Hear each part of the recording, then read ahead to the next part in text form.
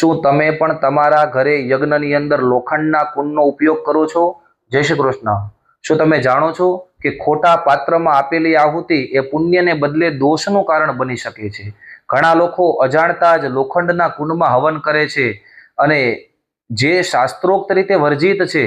આજે આપણે પ્રમાણ સાથે સમજીશું કે કયા કુંડમાં આહુતિ આપવી એ શ્રેષ્ઠ છે. નિર્ણય સિંધુ અને ધર્મ સિંધુ જેવા ગ્રંથોમાં સ્પષ્ટ લખેલું છે, લોહપાત્રેણ યદ્દત્તમ તદાદિત્યાન ગૃહ્યતે. કીધું કે અર્થાત લોખંડના પાત્રમાં અપાયેલી આહુતિ દેવતાઓ સ્વીકારતા નથી. લોખંડ તામસિક હોવાથી તે પૂજામાં વર્જિત છે. અને શાસ્ત્રોમાં બહુ સુંદર વાત એ કહેવામાં આવેલી છે કે તાંબુ છે એ દેવતાઓને પ્રિય છે અને માટી છે ઋષિઓને પ્રિય છે. તાંબા માટે વરાહ પુરાણમાં લખેલું છે, સર્વેષામપી પાત્રાણામ તામ્ર પાત્રમ પ્રશસ્યતે. એટલે કે બધા જ પાત્રોમાં તાંબાનું પાત્ર સર્વશ્રેષ્ઠ અને પવિત્ર છે.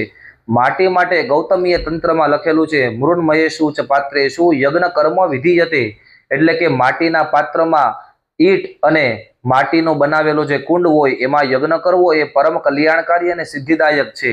માટી પૃથ્વી તત્વ છે, શાંતિ આપે છે, અને તાંબુ દેવધાતુ છે જે વિજય અપાવે છે. માટે લોખંડના કુંડનો ત્યાગ કરી હંમેશા માટી અથવા તાંબાના કુંડની અંદર જ યજ્ઞ કરવો જોઈએ. આવી જ શાસ્ત્રોક્ત માહિતી માટે આજે જ અમને ફોલો કરો. આ રીલને સેવ કરો, શેર કરો. જય શ્રી કૃષ્ણ.